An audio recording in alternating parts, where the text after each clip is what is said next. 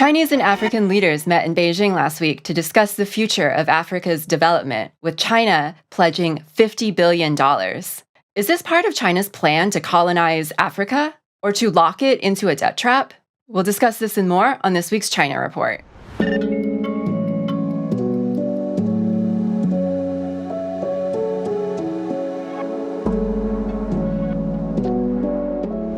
Welcome to the China Report, a new show produced in collaboration with Pivot to Peace. Every week, we'll be helping you sort through the propaganda with an independent view of the country that we're taught to hate but know so little about. I'm your host, Amanda Yee, and this is my co-host, KJ Noh. KJ, why don't you get us started with this week's headlines? This week marks the 80th anniversary of the liberation of comfort women from a Japanese military camp.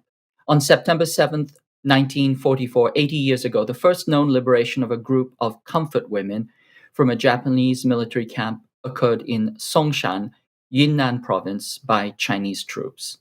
The comfort women were the approximately 400,000 girls and women systematically trafficked into sexual slavery by the Japanese Imperial Army. The system was an assembly line method of rape, with trafficked girls being raped up to 50 times per day in rape concentration camps called comfort stations inside or adjacent to military bases. Scholars estimate that 75 to 90% died during their enslavement. The Obama administration, eager to enable Japan's remilitarization and to broker a military alliance between South Korea and Japan to contain China, worked to dismiss the comfort women issue, with Under Secretary of State Wendy Sherman claiming that the outrage against the comfort women system and claims for justice were a cheap way of exploiting nationalist feelings, and warning South Korea against using the issue as an obstacle to consolidating a South Korea-Japan military alliance. That military alliance is now institutionalized as a trilateral JACUS alliance designed to exploit Japan and South Korea as proxies in an upcoming war against China. Parents in the U.S. will no longer be able to adopt children from China. China has announced it's ending its adoption program for foreign families, only allowing foreign nationals who are relatives to adopt Chinese orphans. According to the Chinese government, this shift in policy is the result of increased government investment in education, healthcare, and social security, as well as the significant increase in living standards, which has laid a solid foundation for improving the living conditions of orphans domestically. Whatever the intentions of the adopting parents may be, critics have long called out the corruption of the transnational adoption industry, where unscrupulous for-profit adoption agencies in the West treat children as commodities to be extracted from the global South. The Chinese government says its prohibition on foreign adoption is a reflection of the country's overall development. China leads in 57 out of 64 critical technologies, according to the Australian Strategic Policy Institute. A study from the Australian Strategic Policy Institute has revealed that China leads the world in 57 out of 64 critical technologies. This is all the more remarkable because in 2007, according to the same institute, the US led in 60 out of 64 technologies. The field spanned defense, space, energy, the environment, artificial intelligence, biotechnology, robotics, cyber, computing, advanced materials, and quantum technology, all of which have received massive state investments in recent years. For decades, China was referred to as the sweatshop of the world, incapable of doing cutting-edge research. This is certainly not the case. Could China help end the monkeypox outbreak? Chinese drug maker Sinopharm has developed a new vaccine candidate, which has been approved for clinical trials. The vaccine candidate is expected to help prevent and control monkeypox infections.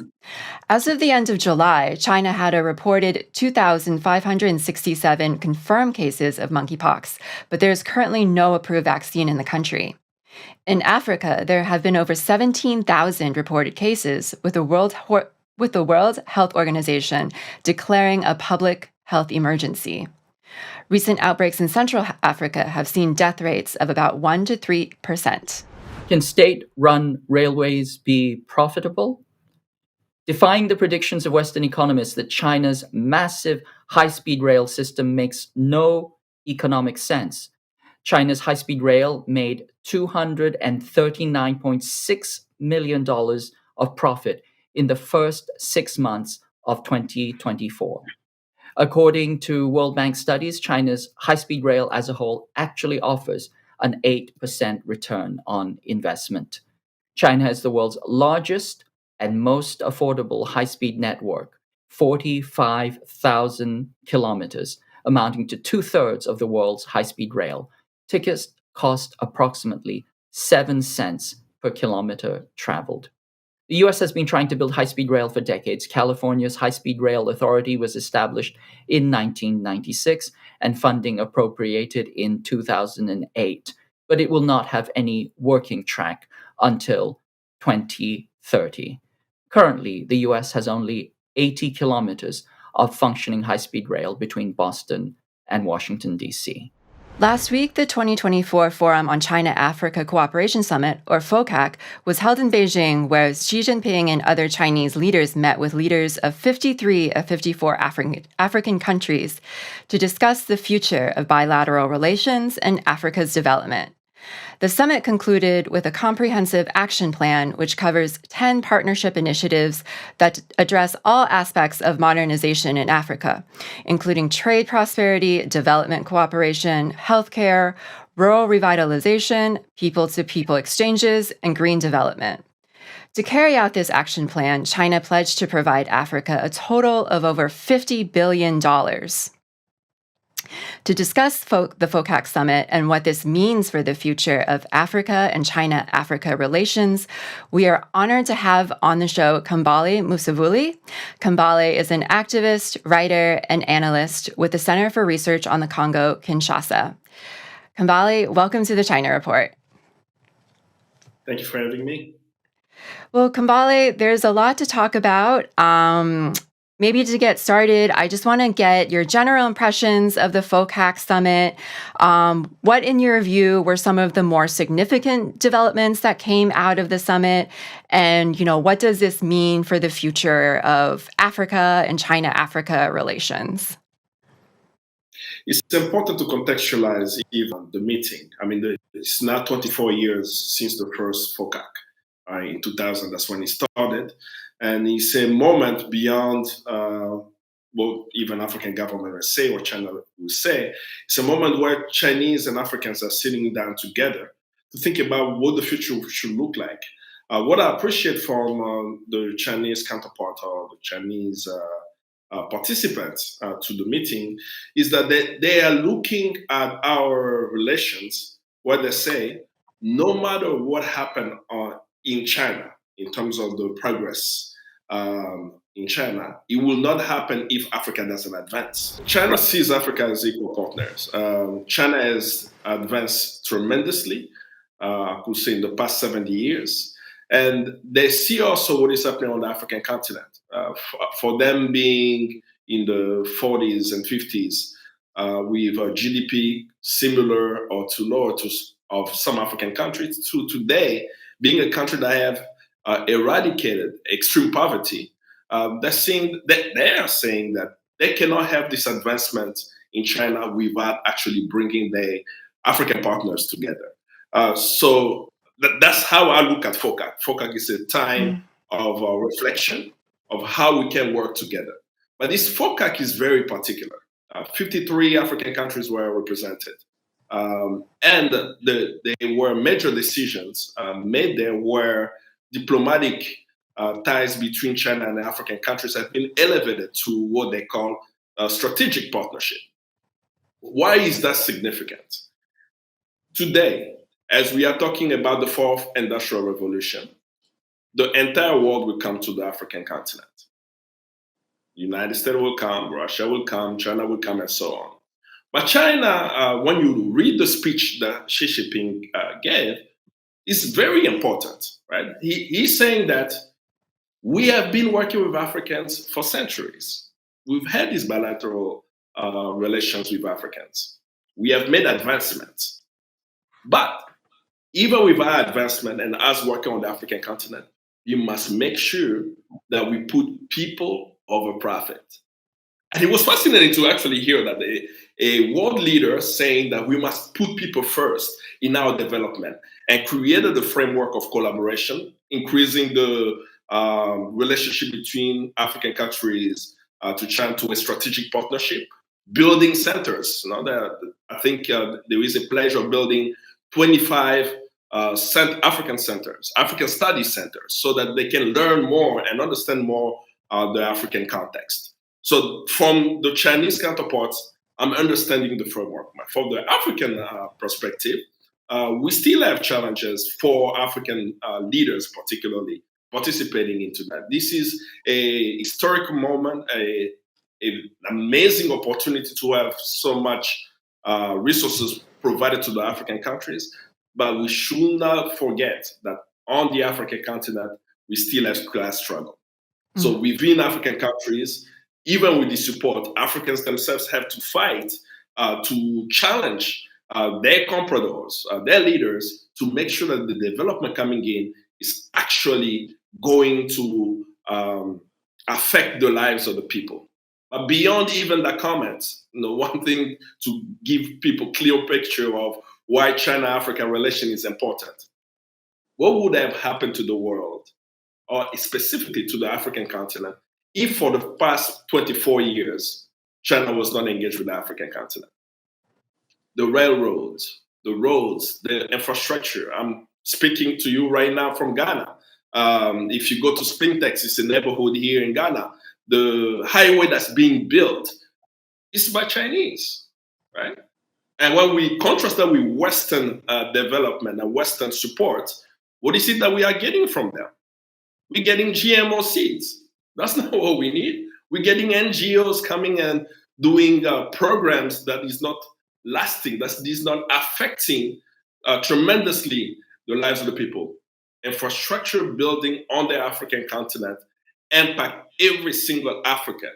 And that's what China has been engaged in. And we on the African continent, we have to do everything in our power to hold our leaders accountable so that these infrastructure projects complete for some of them, and that the people continue to benefit from it. I really like the point that you made about mutual cooperation between Africa and China. I just want to list some of the notable initiatives that came out of this summit. They're planning to implement 30 infrastructure projects in Africa. They're planning to build a multimodal sea rail transport network, which will connect China's central and western regions to Africa. They're planning to launch 30 clean energy projects. They're planning to provide 60,000 training opportunities in programs that are focused on empowering women and youth development. So, there's a little bit of this trope that China is colonizing Africa. And, there was very little news coverage in Western media on FOCAC itself. And what was published tended to focus on China as this boogeyman, as it often does, trying to depict it as this predatory actor in Africa, trying to say that China is locking Africa into a debt trap through this $50 billion investment on the continent. For example, a Reuters headline published on September 7th reads, "China stops short of Africa debt relief as it pledges more cash." And this despite, the president of South Africa, when asked about the $50 billion China had pledged, he stated that these Chinese investments were part of a mutually beneficial relationship and not a so-called debt trap. So I guess, how would you respond to these accusations that China is colonizing Africa? How would you respond to these accusations, this common trope that China is locking Africa into a debt trap? It's quite sad that this narrative continues to be spread. It's been debunked not just by people who follow closely China-Africa relations, even by Western scholars themselves, saying that there is no such thing as debt diplomacy or Africa debt trap. That does not exist. If you analyze all of Chinese contracts to the African continent, you'll notice that in terms of the terms. It's usually to the general standards of the terms that exist. And even during COVID, I think China was the only country, or one of the only countries, to forgive so much debt to African countries due to what was happening during COVID. So the facts already exist. And we understand why this narrative continues to be pushed, because the Western world cannot compete with China in terms of China's investment on the African continent. China is on the African continent. One of my mentors used to tell me when speaking about China that it's 1.4 billion people. It's almost 1/5 human being on the planet is from China. Chinese are going to be everywhere. It's totally normal scientifically. So it's not a question of is China on the African continent? Is it exploiting? No. Chinese are around the world and they are engaged on the African continent. The question that should be asked is not around the debt diplomacy, right? The challenge of Chinese development on the African continent is more so the African compradors, not China. China is coming and saying that we need the lithium. You have the lithium. In order for me to get access to the lithium, I would like to trade with you. So the countries are offering the resources in exchange of development. But in the process of that development, if something goes wrong, for example, let's say the Minister of Mines in the DRC, of course, I'm just using an extreme example, it's not a concrete example, mismanage funds of the development. That has nothing to do with the Chinese. But Chinese projects exist. You can go and see the dam, you can go and see the roads, you can go and see the different infrastructural projects that have done on the African continent. So if we're speaking about the debt, why is the debt happening? It's not because China is forcing Africans. So the last point I will make is really an insult to those who suffer colonialism to actually say China is colonizing the African continent. Because if we know the definition of classical colonialism, we are now seeing that China is in total control of a country, the army, the land and the resources, and dictating what is actually happening in the countries. That is not what's happening. If you want to know what colonialism is, ask me in the Congo. Belgian colonialism. King Leopold, when he came in 1885 and took control of the Congo after the so-called Berlin Conference, Congolese, their hands were being chopped off to get access to the rubber, right? You need to meet the quota of the kilogram, let's say if it was 60 kilogram of rubber. If you don't bring that, your hands will be chopped off. Whose hands Chinese are chopping off on the African continent? So people who just throw these words, or China is recolonizing Africa, China is enslaving the African continent. No one is being called as a slave on the African continent. We do have a challenge with African compradors in how they are managing the projects and the processes, but that is not what China is doing, but in a constructive way. And that's why I love Xi's speech. He created the framework of collaboration. And he was not just speaking to the African continent, right? He was speaking to the Chinese and reminding them that we, the Chinese people, have transformed our country. We have set pillars for shared future. Right? This was one of the elements of the CPC Congress, where he starts speaking about the importance of the shared future. But in FOCAC, he added that the shared future, right, of the world cannot happen until the 2.8 billion human beings, Chinese and Africans, are working hand to hand to improve the quality of life of their people and putting people first. So when that framework is already there and you see how these projects are coming out, one will actually wonder. That's why I use the example of Western development on the continent. Show me the road built by USAID.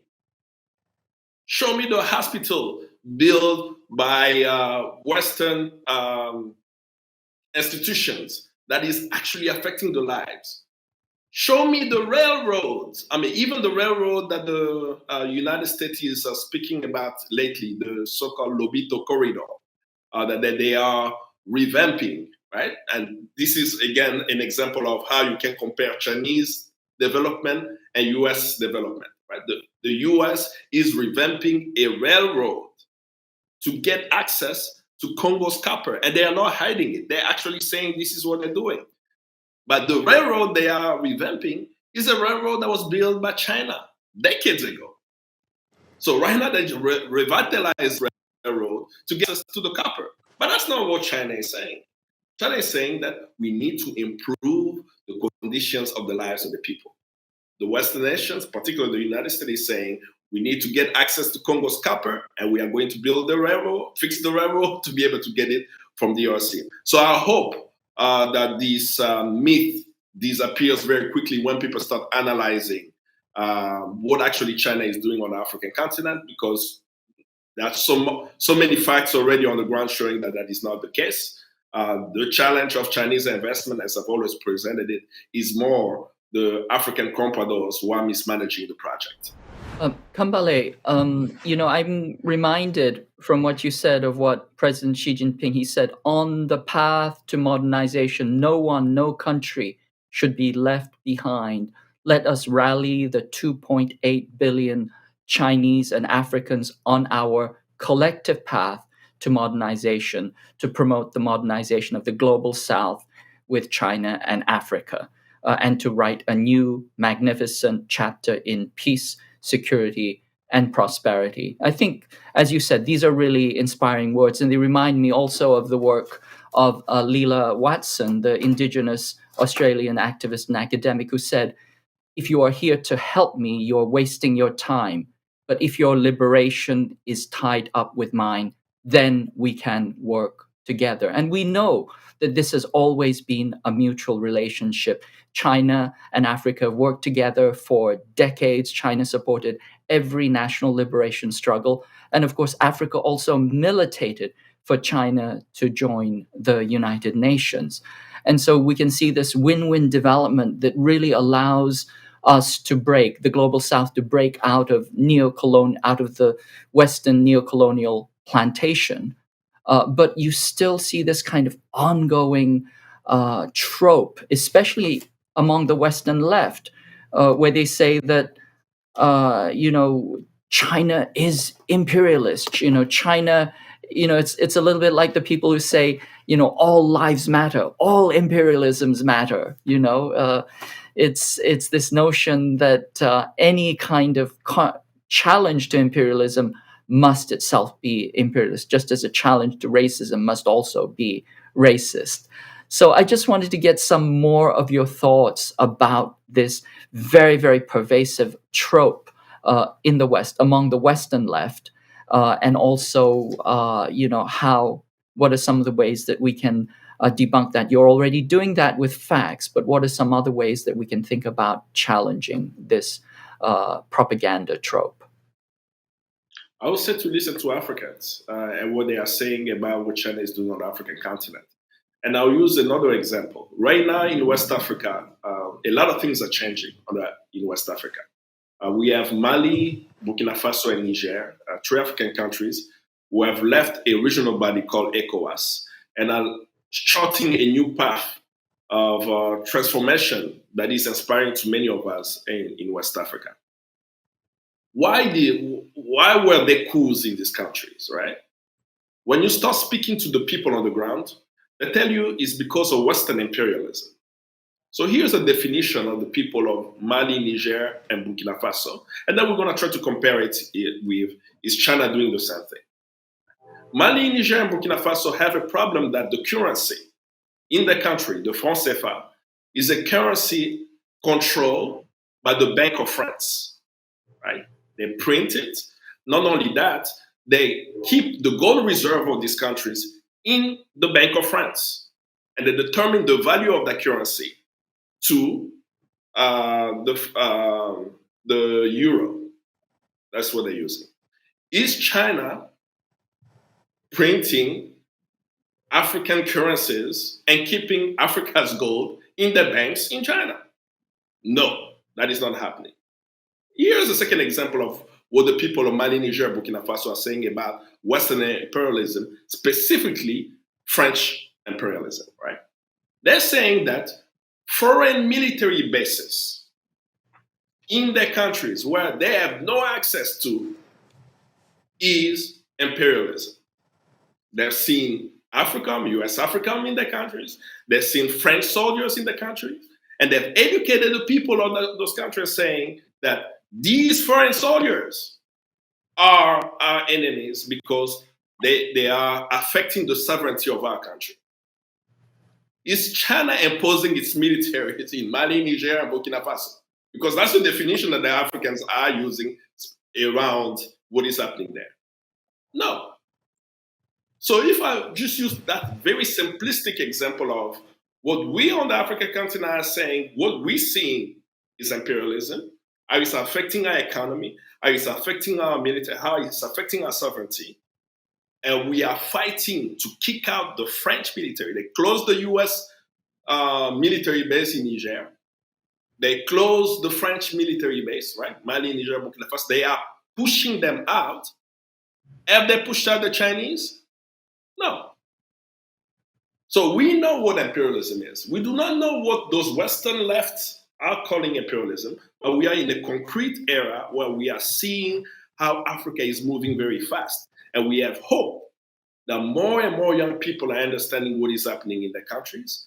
They understand their own internal class struggle, and they are fighting to transform the world. We understand also that Africa holds the resources that the world needs. We won't have the fourth industrial revolution without Africa's resources. And we understand that, as Kwame Nkrumah saying, we are not going to look east nor west, we're going to look forward. What does that mean? We will work with anyone who will improve the conditions of the lives of our people. And who is the first in line saying, I am going to do that? It is not France. It is not the United States. It is definitely not the UK, who right now are actually trying to figure out how to ship out immigrants out of the UK. But we know what China is saying. China is saying we are going to elevate all African countries' diplomatic relation to a strategic relationship. They are providing scholarships to thousands of Africans. I think on one of the flights I took, there was a young man traveling to China to study architecture. And I was asking him, why are you going to China to study architecture? And how do you find out about the school? I said, the information is on the website. I applied for the scholarship. I was able to get a scholarship. I am going to get an education that's going to help me when I go back to my country to develop my country. How many countries around the world are giving the type of scholarships that China is giving to provide education to the African people?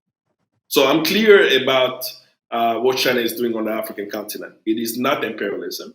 In the sub-region, in the West Africa, we know what imperialism is. We are fighting against imperialism.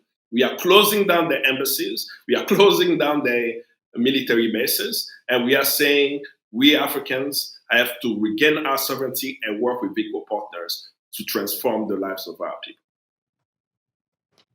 Kambale, I was hoping you could situate, these summits like FOCAC into the historical role that China has played on the African continent. One of the more significant developments that came out of the summit was China, Tanzania, and Zambia. They signed a memorandum of understanding to revitalize the Tazara Railway. So China pledged $1 billion, I believe, to revitalize toward this project. And this railway was completed in 1975, and China had lent at that time about $400 million toward this project. And they also sent a team of specialists, engineers, and about 15,000 workers to help build it.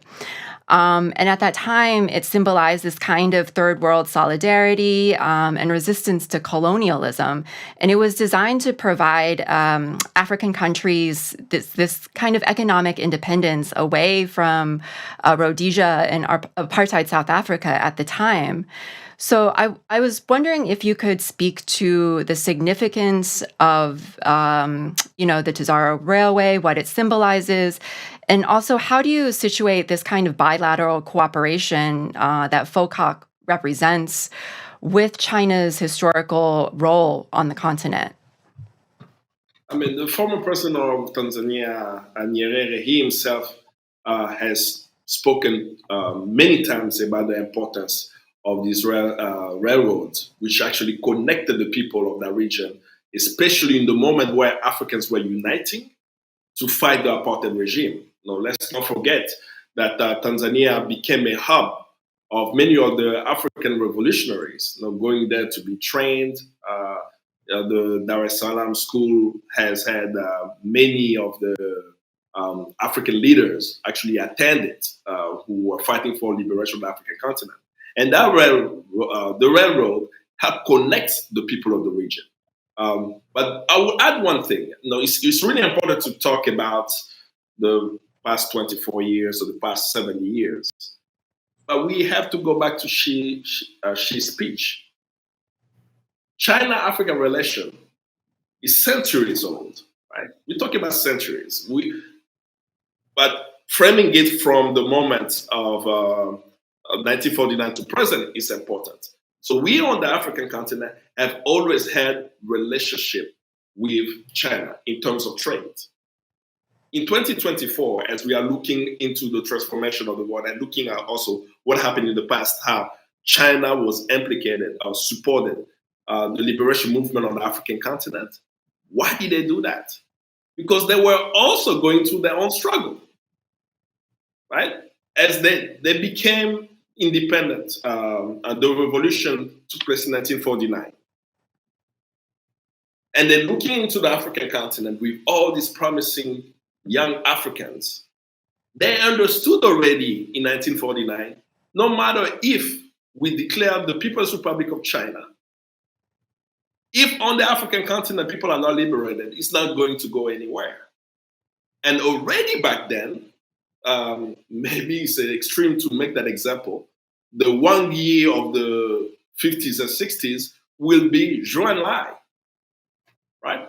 Premier Zhou Enlai had a special relationship with Kwame Nkrumah of Ghana.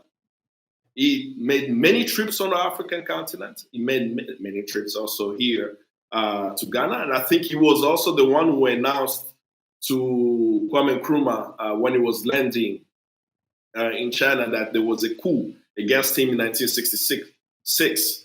But even noticing that the president of Ghana, when he had the coup, was actually on his way a visit to China, gives you a sense of how closely we collaborated with China. We will continue to collaborate there. But Zhou Enlai's work, up until today, when you look at the archives, shows the level of humility of Chinese to be with the African through the struggle. Because it wasn't easy for China in the 1960s. The GDP of Ghana in the 1960s was higher than the GDP of China then. But even then, China provided the support. This is why it's when I'm listening to Xi's speech, it's a historic moment that after over 7 decades of the People's Republic of China existing, that he's saying that no matter how development, our brothers and sisters on the African continent must be side by side with us if we want a shared future. Because he could have easily said that the shared future of China is tied to the United States. He didn't say that. He could have also said that the shared future of China is with Europe. He did not say that. He said it's very important that 2.8 billion people, Chinese and Africans, come together for that shared future. That he understands that the future of the world lies in Africa. And that's how I see that solidarity, the historical solidarity that China has provided to the development of infrastructure projects, be it in the East, be it in the center of Africa and in the West, to present, that we must work together to transform the world. And China is ready to do so. Yeah, I really like what you said, that the future lies in Africa, and the only way the only way forward is through mutual collaboration. So Kambale, thank you. It was an honor to have you on the China Report. Thank you so much. Well, as we head into the final weeks of the election, Republicans and Democrats are trying to fervently outdo each other, both on the escalation of the new Cold War on China, as well as the militarization of the border. And some are even creatively combining the two. As you see here, we have a Fox News clip of former Secretary of State under Trump, Mike Pompeo, claiming that China is sending armies of fighting-age males in the hundreds of thousands, that's a quote, across the border to destroy America and our way of life. This is our Red Scare of the week. And just a reminder, if you enjoyed this episode, don't forget to like, share, and subscribe. And we'll see you next week on the China Report. And it's really remarkable when you consider, obviously there's a very coordinated effort by China to infiltrate the highest levels of the government. But there's also evidence that they have they're sending armies of people just across the border because the Biden-Harris regime has just allowed the border to remain wide open. Charlie, we all know that most of the fentanyl that has killed so many Americans all across this country comes, at least the precursors, come from China. We know that we've got fighting-age males in the hundreds and thousands from China coming across our border. That is not an easy route. If anybody who ever tried to travel to China, that's hard with commercial airlines to do so and sneak across our border is very difficult. And so there is a determined effort. This is not random. This is not just a bunch of folks seeking freedom. This is a Chinese Communist Party effort, whether it's propaganda on social media, fentanyl coming across our border, who knows what terror campaigns working inside the government. This is a concerted strategic effort against the United States. And the Biden administration shut down the Department of Justice's China initiative that President Trump and his team had put in place. Our risk is much higher today than it was three and a half years ago, Charlie.